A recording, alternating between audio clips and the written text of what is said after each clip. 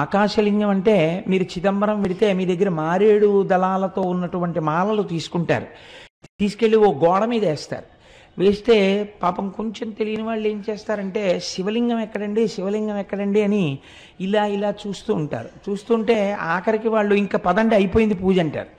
అయిపోయింది పూజ అంటే అసలు శివలింగమే కనపడలేదు. ఇంత దూరం వచ్చిన వాళ్ళు బెంగెట్టుకుని అసలు శివలింగం ఏదండి అంటారు. అంటే వాళ్ళు ఇదే శివలింగం అని గోడ చూపిస్తారు. ఇదేమిటి ఇది శివలింగం ఏమిటి అనుకుని వెళ్ళిపోతే అక్కడ ఉన్న వాళ్ళు అంటారు, అర్థం కాకపోతే అది చిదంబర రహస్యం అండి అంటారు. చిదంబర రహస్యం అంటే ఏమిటంటే ఆకాశము అంటే అంతటా వ్యాప్తి చెందినది. అంతటా ఉన్న శివుణ్ణి ఎక్కడున్నాడని మళ్ళీ ప్రత్యేకం మీరు చూపిస్తారు. అందుకని అక్కడ ఏం ఉండదు, గోడ ఉంటుంది, దానికే పూజ అంతే. అంతటా ఉన్నాడు, అది లోపల తెలుసుకుని పూజ చేయడం. కాబట్టి చిదంబరం ఆకాశలింగం, శ్రీకాళహస్తి వాయులింగం. మీకు తెలుసు అక్కడ రెండు జ్యోతులు వెలుగుతుంటాయి ఎప్పుడు.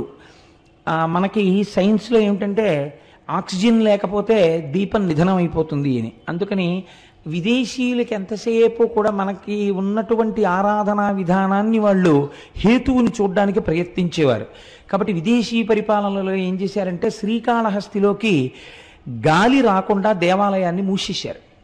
ఆక్సిజన్ అయిపోతుంది కదా, అప్పుడు ఈ దీపాలు ఏమవుతాయో చూద్దామని. ఎన్ని రోజులైనా ఆ దీపాలు అలా వెలుగుతూనే ఉన్నాయి. గాలిలో ఆక్సిజన్ అయిపోయినట్టుగా అక్కడ ఉన్నటువంటి పరికరములు చూపిస్తున్నాయి, కానీ దీపాలు మాత్రం వెలుగుతున్నాయి. ఏ గాలి లేకపోయినా రెండు దీపాలు గాలి కొట్టుకుంటున్నట్టు ఇలా కొట్టుకుంటుంటాయి ఇప్పటికీ. అలా వాయురూపుడైనటువంటి పరమాత్మ శివుడే అని చూపించడం కోసమే శ్రీకాళహస్తిలో వాయులింగం. అందుకే ప్రాణము ఉన్నది, ప్రాణము పోయినది అంటే భవతి, వీడున్నాడు అనడానికి ఏమిటి గుర్తు? ఊపిరి. ఆ ఊపిరి ఆగిపోయింది అనుకోండి, శవం, వెళ్ళిపోయినాడు, అమంగళ స్వరూపం అయిపోయింది అంటున్నాం. అందుకే శ్రీకాళహస్తిలో శివలింగం పశ్చిమాన్ని తిరుగుతుంది. అక్కడ పశ్చిమాన్ని తిరిగితే గుర్తు ఏమిటంటే పశ్చిమం సూర్యాస్తమయం. శ్రీకాళహస్తి వెళ్ళి నమస్కారం చేసినటువంటి వాడికి ఆఖరి ఊపిరి నడుస్తుండగా ఈశ్వరుడే ఆ ఊపిరిని భగవత్ సంబంధమైన నామముగా మార్చి వీడు చిట్ట చివరి ఊపిరిలో ఈశ్వరనామం చెప్పాడు కాబట్టి వీడిని నా పాదాల దగ్గర పెట్టుకుంటున్నానని తాను తీసుకుంటాడు. కాబట్టి పశ్చిమానికి తిరిగి శ్రీకాళహస్తిలో ఉంటాడు. అంతర్లీనముగా అది మనకి జరిగే ప్రయోజనం, అది వాయులింగం.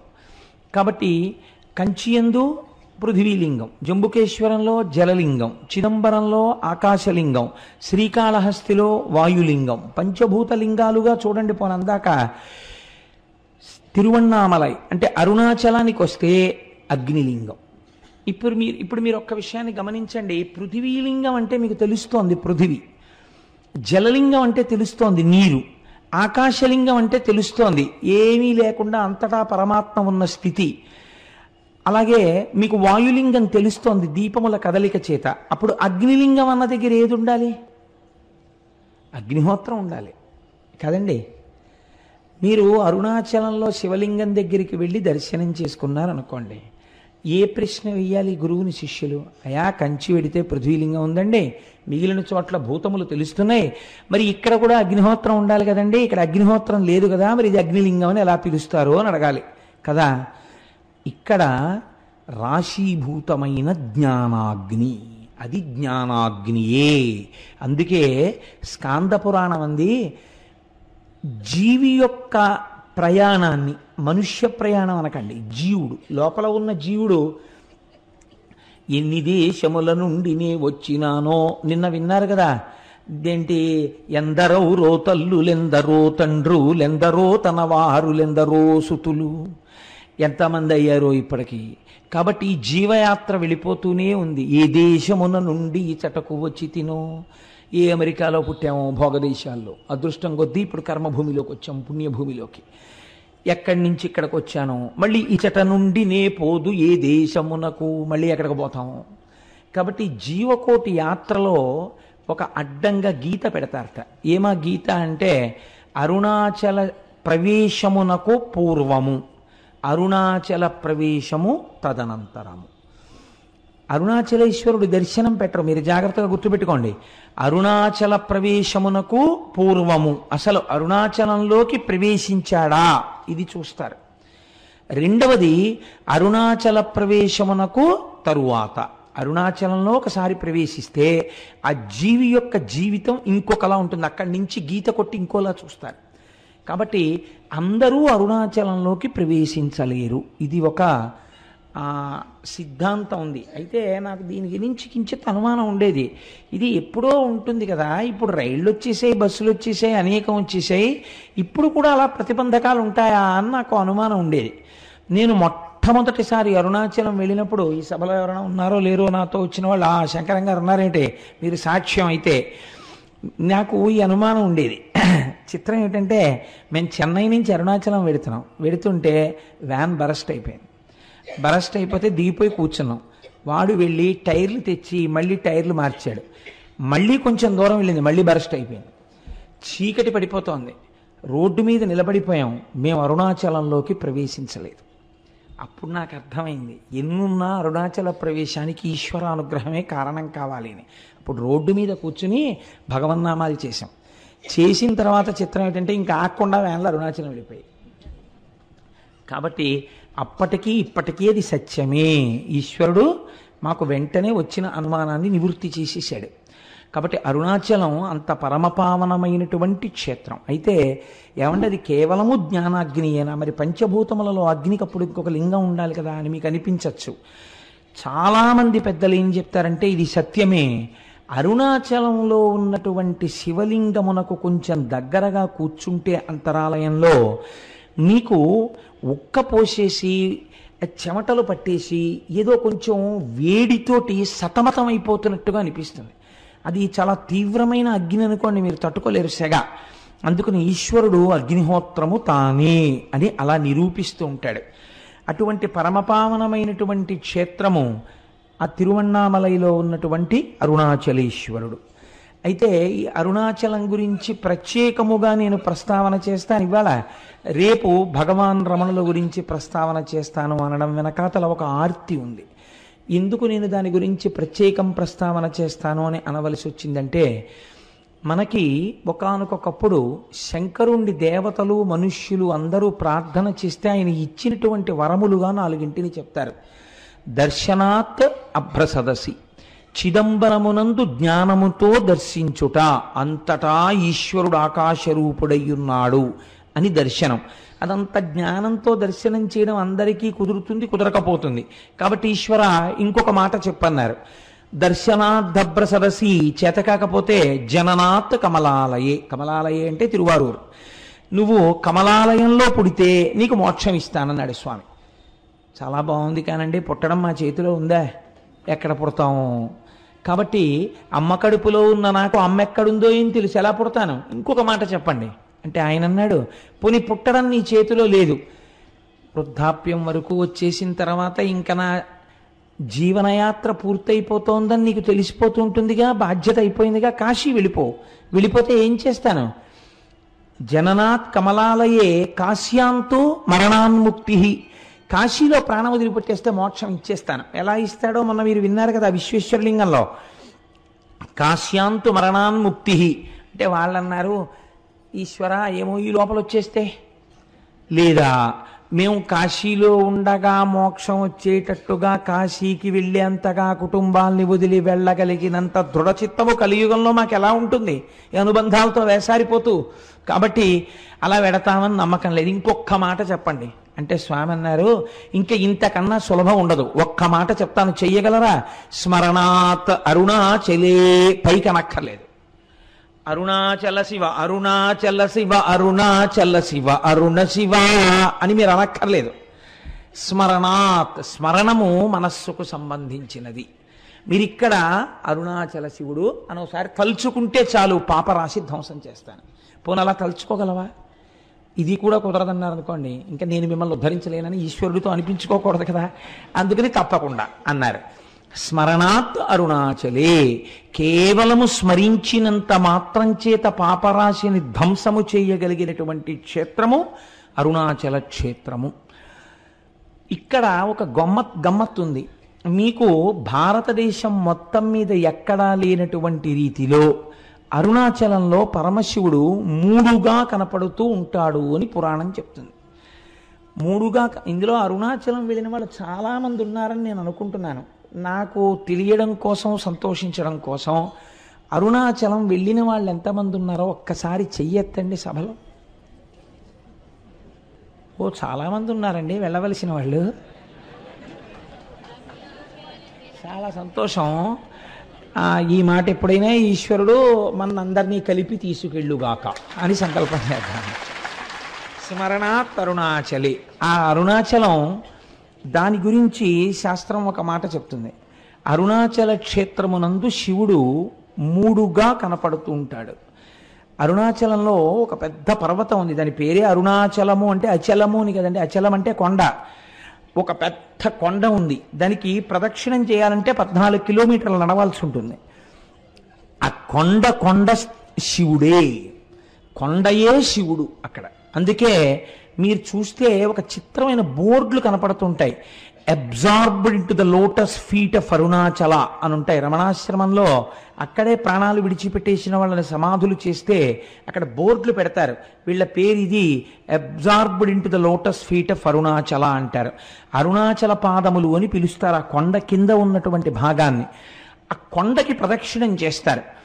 ఈ కొండకి ప్రదక్షిణం చేస్తే అక్కడ మీరు నమ్మండి నమ్మపోండి, నాకు పరమ విశ్వాసముతో కూడుకున్న విషయం, ఎన్ని కోట్ల జన్మల పాపములో అక్కడ దగ్ధమవుతాయని. భగవాన్ రమణుల్ని ఎవరైనా చూడ్డానికి వెడితే అరుణాచలంలో ఆయన మొదట ఒక ప్రశ్న వేసేవారు, గిరి ప్రదక్షిణం చేశారా అని అడిగేవారు.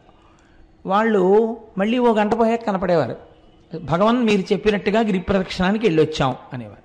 ఎలా వెళ్ళారు అంటే ఆటోలో వెళ్ళామండి అనేవారు. ఏదో వయస్సు అయిపోతే వాళ్ళని నేను తప్పు పట్టట్లేదు. అయితే ప్రదక్షిణ పుణ్యం ఆటోదా మీదా అని అడుగుతుండేవారు ఆయన. కాబట్టి ఆ గిరి ప్రదక్షిణం అనేటటువంటిది మనం ప్రయత్నపూర్వకంగా చెయ్యాలి. అక్కడ చిత్రం ఏమిటంటే, మీరు ప్రదక్షిణం ప్రారంభం చెయ్యగానే సాధారణంగా రమణాశ్రమం దగ్గర నమస్కారం చేసి కొంచెం 4 అడుగులు వెయ్యగానే ఒక వినాయకుడి గుడి ఉంటుంది, అక్కడ నమస్కారం చేసి అరుణాచలానికి ప్రదక్షిణానికి బయలుదేరుతారు. బయలుదేరినప్పుడు మొట్టమొదట దక్షిణ దిక్కున కనపడేటటువంటి లింగం యమలింగం. దక్షిణ దిక్కున మరి యమధర్మరాజు కదండి, అందుకని యమప్రసాదాత్ ఆయుర్వర్ధనమశ్నుతే అని చెప్తాం మనం ఆశీర్వచనంలో. దక్షిణ దిక్కున ఉన్నటువంటి యమధర్మరాజు గారి యొక్క అనుగ్రహము చేత నీకు ఆయువు వృద్ధి అగుగాక. మీరు ఒక్కటి గుర్తుపెట్టుకోండి, అరుణాచలానికి అరుణ పర్వతానికి మీరు ఎన్ని మాటలు ప్రదక్షిణం చేసినా ఒక్క పర్వతానికి ప్రదక్షిణము చేయరాదు. అరుణాచలం పర్వతం చుట్టూ ఉన్న అన్ని ఆలయములను దర్శనము చేస్తూనే ప్రదక్షిణం చెయ్యాలి తప్ప వాటిని విడిచిపెట్టి ప్రదక్షిణం చెయ్యకూడదు. అలా ఎందుకు చెయ్యకూడదో నేను ఈ మధ్య ఉపన్యాసంలో ఒక రోజున చెప్పాను, చర్విత చరణంగా మళ్ళీ చెప్పవలసిన అవసరం లేదు. అయితే ఈ దక్షిణ దిక్కున ఉన్నటువంటి యమలింగానికి అరుణాచలంలో ఒక ప్రత్యేకత ఉన్నది అంటారు. ఏమా ప్రత్యేకత అంటే, ఎముకలు విరిగిపోయినటువంటి వాళ్ళు, ఎముకలు అరిగి బాధపడుతున్న వాళ్ళు అరుణాచలంలో యమలింగ దర్శనం చేస్తే ఆ ఎముకలు చాలా తొందరగా అంటుకుంటాయి. చాలామందికి అలా జరిగాయి సంఘటనలు. మీరు దానికి సంబంధించినటువంటి విషయాల్ని పరిశీలన చేస్తే ఎన్ని సంఘటనలు, ఎన్ని సందర్భాలు ఉంటాయో ఎన్నని పురాణ ప్రవచనంలో తీసుకురాగలం. ఎంతమందికో అలా అంటుకున్న ఎముకలు. కాబట్టి యమలింగమునకు అటువంటి శక్తి ఉన్నది. అరుణాచలంలో మీరు ప్రదక్షిణం చేస్తున్నప్పుడు నైరుతి దిక్కుకి వెళ్ళేటప్పటికి నైరుతి లింగము అని ఒక లింగం ఉంటుంది. ఆ నైరుతి లింగము మీరు వెళ్ళినప్పుడు కొంచెం జాగ్రత్తగా చూడండి, అది రోడ్డు మీదకి కనపడదు, కాస్త లోపలకు ఉంటుంది. మీరు 4 అడుగులు వేసి లోపలికి వెళ్ళాలి. వెడితే ఆ నైరుతి లింగం గురించి పెద్దలు ఏం చెప్తారంటే, మనస్సు చాలా తొందరగా నిలకడని పొందగలిగినటువంటి పరమశక్తివంతమైన ప్రదేశము నైరుతి లింగము అని చెప్తారు. నైరుతి లింగం దగ్గర కూర్చుని కాసేపు ధ్యానం చేసుకోవడమో, నైరుతి లింగం దగ్గర కూర్చుని ఒక శ్లోకమో, ఒక పద్యమో, ఒక శివ సందర్భమో చెప్పుకోవాలి. నేను ఎప్పుడు అరుణాచలం వెళ్ళినా నాతో పాటు ఎవరో భక్తులు ఏదో పాపం వీడితో వెడితే ఏదో చెప్తాడని ఆశ, నాకేం తెలుసు కనుక వస్తూ ఉంటారు. వస్తే తప్పకుండా నైరుతి లింగం దగ్గర కూర్చుని ఏదో ఒకటి చెప్పి బయలుదేరుతుంటాం. మొన్న వెళ్ళినప్పుడు కూడా మేము అలాగే చేసాం ప్రదక్షిణం. కాబట్టి ఆ నైరుతి లింగం దగ్గరే కావ్యకంఠ గణపతి ముని తపస్సు చేశారు. తపస్సు చేసినప్పుడు ఒక ఆశ్చర్యకరమైన సంఘటన జరిగింది. వారు తపస్సుకు కూర్చునే ముందు వారు ఒక నిర్ణయం తీసుకుని నైరుతి లింగానికి చెప్పారు, ఈశ్వర, నా తపస్సు సిద్ధించే వరకు నేను ఈ ప్రదేశమును విడిచిపెట్టి వెళ్ళను అని ఒక చిన్న గదిలా ఉంటుంది ఆ లింగానికి ముందు. అందులో ఒక గుడ్డల మూట ఒకటి ఉండేది. ఆయన ఆ గదిలో కూర్చుని రాత్రి 11:30-12 వరకు తపస్సు చేసేవారు. చేసి ఒక్క గ్లాసుడు పాలు అక్కడ ఎవరైనా పెడితే ఆ పాలు తాగి పడుకునేవారు అక్కడే. మళ్ళీ తెల్లవారకట్ట లేచి ఆ బాహ్యాంతర శౌచములు సిద్ధింప చేసుకుని మళ్ళీ తపస్సు కూర్చునేవారు. కావ్యకంఠులు అలా తపస్సు చేస్తుండగా ఒక ఆశ్చర్యకరమైన సంఘటన జరిగింది. అరుణాచలేశ్వరుడి యొక్క రథం అరుణగిరికి ప్రదక్షిణంగా వెడుతోంది, దేవాలయానికి ప్రదక్షిణంగా వెడుతోంది. వెడుతున్నప్పుడు ఒక అన్న సంతర్పణ చేసేటటువంటి ఒక సత్రవుకి, ఒక వేద పాఠశాలకి మధ్యలో పరమ నునుపైన నేల మీద ఆ రథం ఆగిపోయింది. అలా 9 రోజులు వెళ్ళాలి ఆ రథం. అది 6వ రోజున ఆగిపోయింది. ఆగిపోతే రాత్రి 12 గంటల వరకు తోశారు. తిరువణ్ణామలైలో ఉన్న జనాభా అందరూ పట్టుకులాగారు రథాన్ని. అంగుళం కూడా రథం కదలలేదు. ఏం చెయ్యాలో అర్థం కాలేదు. లాగి అర్చకులు కూడా విసిగిపోయి ఎన్ని క్షమార్పణలు చెప్పాలో అన్ని చెప్పారు. కదల్లా రథం. రథం మీద మూర్తులను అలాగే వదిలిపెట్టేసి ఒక 10 మందిని కాపలా పెట్టి, రేపటి రోజు ఉదయం వచ్చి మళ్ళీ రథం లాగుతాం స్వామి, మమ్మల్ని మన్నించు అని చెప్పి ఎవరిళ్ళక వాళ్ళు వెళ్ళిపోయారు అర్చకులు కూడా. ఇది యథార్థముగా కావ్యకంఠ గణపతి ముని అంటే ఈ మధ్య వారి జీవితంలో జరిగిన సంఘటన.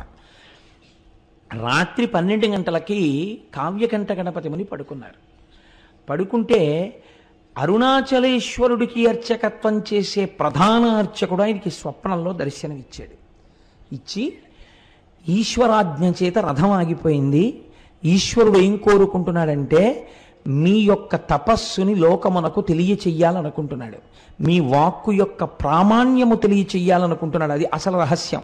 కనుక మీరు వచ్చి చెయ్యేస్తే తప్ప అరుణాచలేశ్వరుడి రథము నడవదు. కాబట్టి ఉత్తర క్షణం మీరు గుడి విడిచిపెట్టి రండి అని వినపడింది. వినపడితే ఆయన గభాలన లేచి, ఇది స్వప్నంలా అనిపించట్లేదు, యథార్థంగా జరిగినట్టుందని చూస్తే చిమ్మ చీకటి. ఏం చెయ్యాలి అని ఆలోచించి ఇది నిజమేనా అని ఆయన ఆలోచిస్తున్నారు. 2 చెవులలోకి మాటలు వినపడ్డాయి, ఇది యథార్థము, నువ్వు వెంటనే బయలుదేరి రథం దగ్గరికి వెళ్ళు అని. ఆయన వెంటనే గుడి తలుపులు వెయ్యడం కూడా మరిచిపోయి, రాత్రిళ్ళు తలుపులు వేస్తారు కానీ మీకు శివలింగ దర్శనం అవుతూ ఉంటుంది అరుణాచలంలో, తలుపులు దగ్గరకి వేసి ఆయన గబగబా ఆ తేరు ఆగిపోయిన ప్రదేశానికి వెళ్ళారు. వెడితే రథం అక్కడ నిలబడిపోయింది, చుట్టూ 10 మంది ఉన్నారు. వెంటనే ఈయన స్వామికి సాష్టాంగ నమస్కారం చేసి, ఈశ్వరా మీరు నన్ను అనుగ్రహించారు, కానీ ఇప్పుడు 10 మంది కాపలాదారులు మాత్రమే ఉన్నారు. ఇప్పుడు ఒకవేళ రథం కదిలినా ఆలయం లోపలికి వెళ్ళడం కష్టం. రేపు తెల్లవారుజామున నేను వచ్చి రథాన్ని మీద చెయ్యి వేస్తాను, కదిపేది మీరే, నా శక్తి కాదు, నన్ను అనుగ్రహిస్తారు అని చెప్పి మళ్ళీ వెళ్ళిపోయారు గుడికి. పడుకున్నారు. రోజు తెల్లవారకట్ట 4ంటికి తెలివచ్చేది. ఆయనకు ఆ రోజున మరునాడు ఉదయం 9 గంటలకి తెలివచ్చింది. అప్పటికి తెల్లవారకట్ట వచ్చేసి అక్కడ ఉన్న వాళ్ళందరూ ఈ రథాన్ని లాగేటటువంటి ప్రయత్నం చేస్తున్నారు, కదలటం లేదు. 12 అయ్యేటప్పటికి ఎట్టి పరిస్థితులలోనూ గుడి లోపలికి వెళ్ళిపోవాలి. వెళ్ళిపోయి మహానైవేద్యమై మళ్ళీ మరునాటి పరిక్రమణం మొదలైపోవాలి. అలా వెళ్ళకపోతే భారీ ఎత్తున ప్రాయశ్చిత్తాలు చెయ్యాలి. ఆలయంలో ఉన్నటువంటి అధికారుల నుంచి అర్చకుల వరకు గడగడ వణికిపోతున్నారు. ఇలా వణికిపోతున్న సమయంలో గబగబా సంధ్యావందనాదులు పూర్తి చేసుకుని కావ్యకంఠ గణపతి ముని తనకున్న బట్టల మూట ఒకటి పట్టుకుని వెళ్ళి వేద పాఠశాలలో దాన్ని అప్పజెప్పి ఆ రథం దగ్గరికి వెళ్ళి, అయ్యా నాకు చోటు ఇవ్వండి, ఈశ్వరుడు పిలిస్తే వచ్చాను అనేటప్పటికి అందరూ ఆయనకి చోటు ఇచ్చారు. ఆయన 2 మోకుల మధ్యలోకి వెళ్ళి సాష్టాంగ నమస్కారం చేసి, అరుణాచలేశ్వర నువ్వు పిలిస్తే నేను వచ్చాను, నువ్వు చెప్పిన మాట నిలబెట్టు అని కుడి చెయ్యి వేసి, ఇలా ఉంటారు కావ్యకంఠ గణపతి ముని, కుడి చెయ్యి వేసి ఇలా అన్నారు. అంతే. చాలామంది కలిపి తేలిక వాహనాన్ని లాగేస్తే ఒక్కసారి ఎలా దూకుతుందో, అలవాట్లేనివాడు ఫస్ట్ గేర్ వేసేసి యాక్సిలేటర్ వదిలేస్తే బండి ఎలా దూకుతుందో అలా ఒక దూకింది అరుణాచలం రథం. దూకి గుళ్ళోకి వెళ్ళిపోయింది. వెంటనే ఎవరు రాయి బక్కబాపడు, ఎవరింతటి మహాత్ముడు, ఈయన్ని ఎలాగైనా పట్టుకోవాలనుకుని చూశారు. చిత్రం ఏమిటంటే మహాత్ములైనటువంటి వారు గుర్తింపుల కోసం వెంపర్లాడరు. వాళ్ళు చూసేటప్పటికే సందులు గొంతుల్లో పడైన వెళ్ళిపోయారు, ఎవ్వరికీ కనపడలేదు. అరుణాచలేశ్వరుడు కావ్యకంఠ గణపతి ముని యొక్క తపస్సుకి తొందరగా పలికినటువంటి ప్రదేశం నైరుతిలింగ స్థానం. కాబట్టి ఆ నైరుతిలింగం దగ్గరికి వెళ్ళినప్పుడు మనం ప్రత్యేకించి అరుణాచలేశ్వర నీ అనుగ్రహాన్ని మా యందు ప్రసరించు అని మనం చక్కగా అక్కడ నమస్కారం చేసుకోవాలి. అరుణగిరికి తప్పకుండా ప్రదక్షిణం చెయ్యండి అని అనడం వెనకాతల ఒక కారణం ఉంది. మీరు వెళ్ళేటప్పుడు అన్ని దిక్కుల యందు మీకు ఆ ఆలయాలు కనపడతాయి. చంద్రలింగం, సూర్యలింగం, ఉత్తరాన కుబేరలింగం, ఈశాన్యంలో లింగం, ఆగ్నేయంలో లింగం, అన్ని శివాలయాలు ఉంటాయి. ఉత్తరలింగాన్ని కుబేరలింగం అని పిలుస్తారు. ఉత్తరలింగం దగ్గరికి వెళ్ళి మీరు ప్రార్థన చేశారనుకోండి, ఐశ్వర్య సంపత్తి కలుగుతుంది.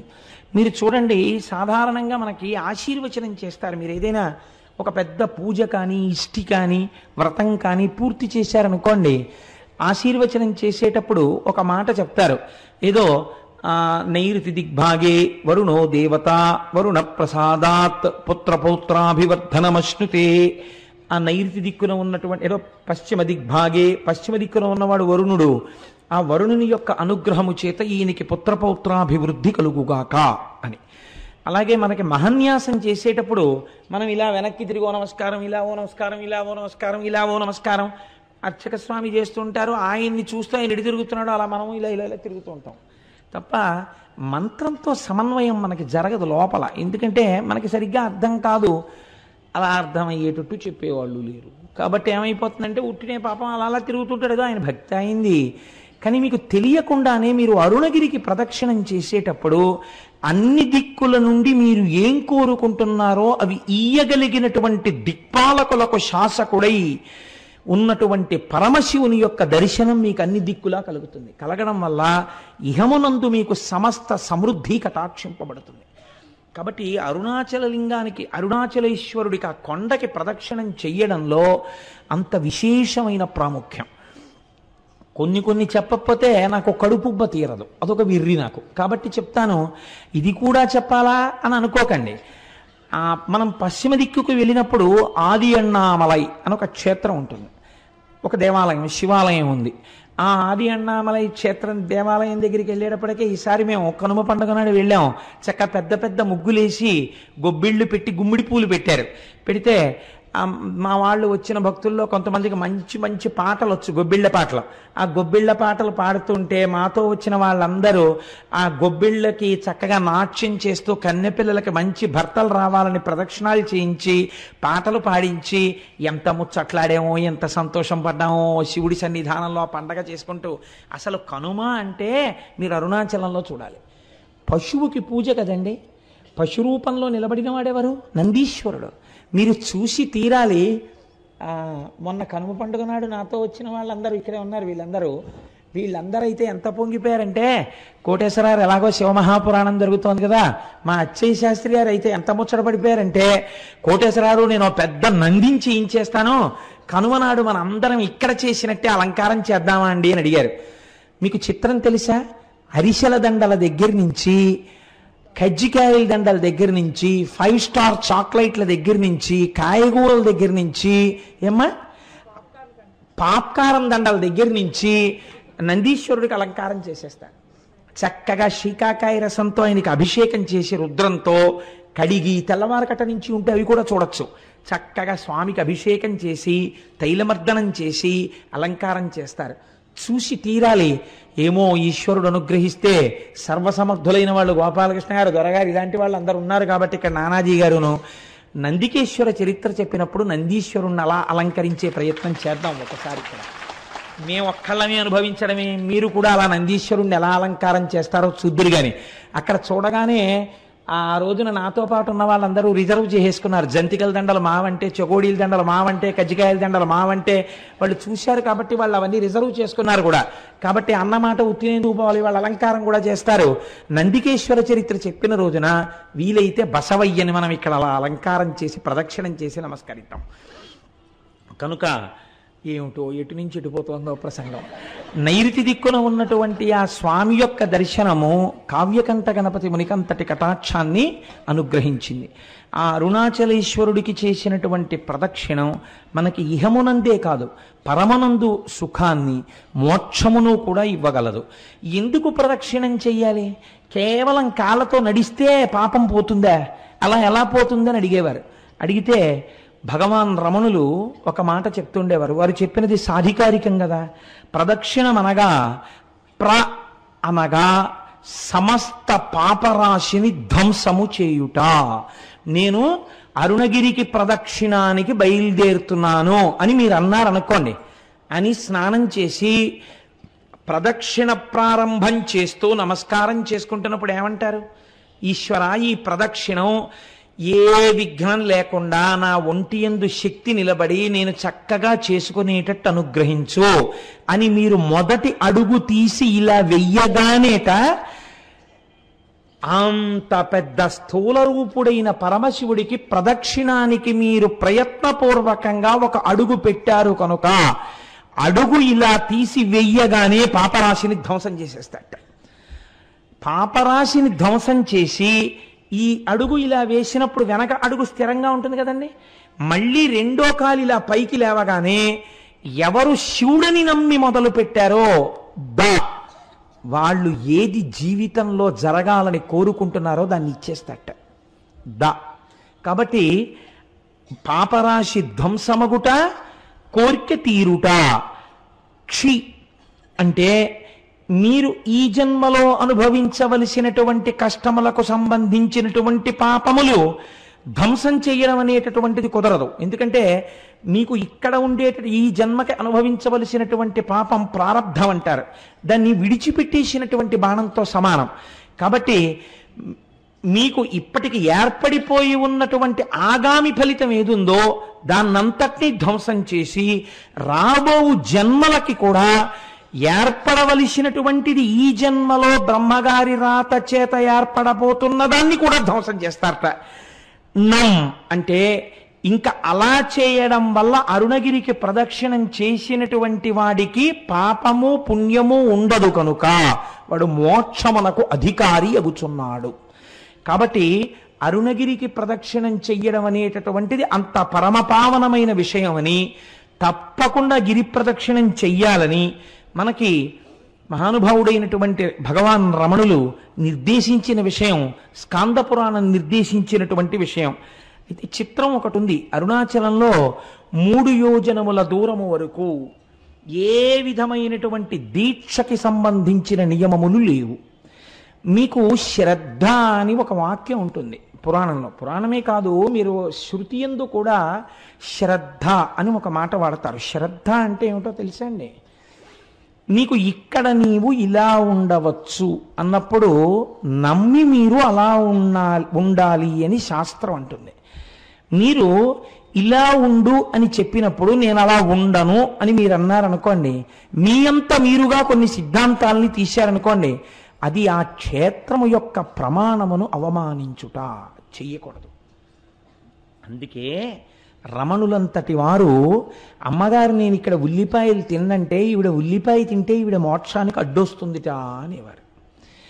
3 యోజనముల దూరంలో అక్కడ ఏ విధమైనటువంటి దీక్షా నియమములు లేవు. ఇది ఎంతవరకు నిరూపణమైందో తెలుసా అండి? భగవాన్ రమణులు ఒక తెల్లటి గోచి మాత్రమే పెట్టుకునేవారు.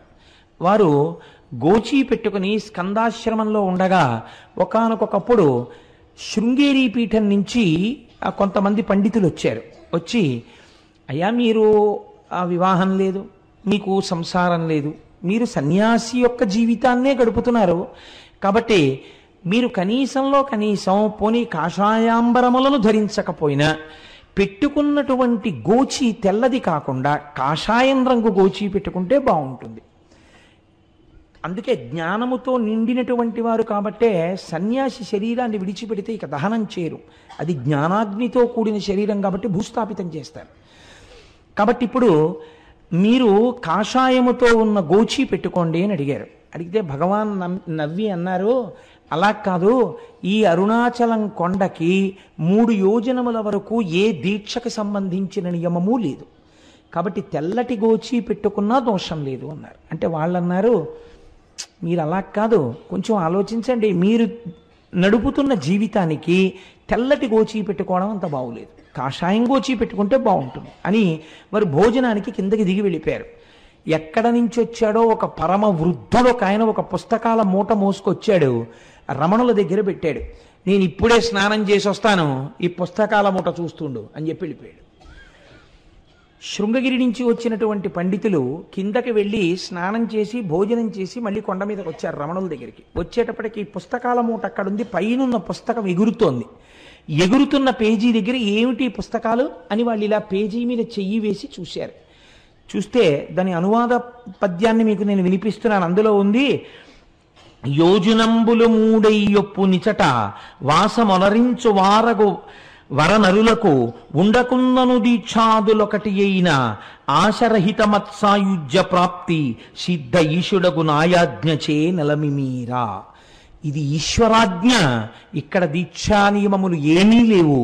ఇక్కడ కొండకి 3 యోజనముల పరిధిలో ఎటువంటి దీక్షలో లేకపోయినా ఈ కొండ యొక్క అగ్ని ప్రసరణము చేత వారు మోక్షమునకు అధికారులగుచున్నారు.